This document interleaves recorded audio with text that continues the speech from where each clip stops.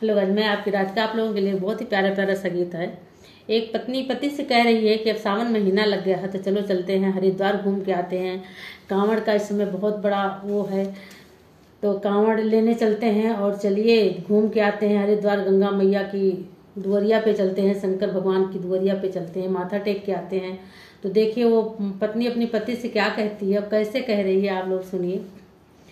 पिया हो लागल बासावनवा, चला चली हर की दुआरिया ना। हर की दुआरिया शिव की नगरिया, पिया हो लागल बासावनवा, चला चली हर की दुआरिया ना।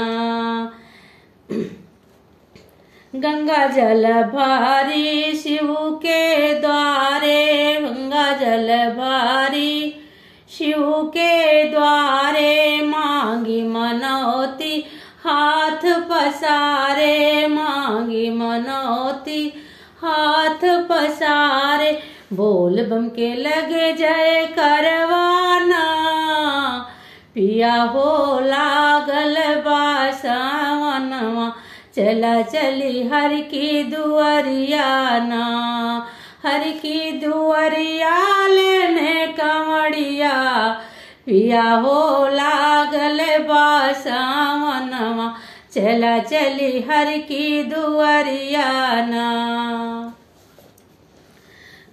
काशी विश्वनाथ हरि गंगे, काशी विश्वनाथ हरि गंगे, सब झूमे मस्ती के रंग में, सब झूमे मस्ती के रंग में।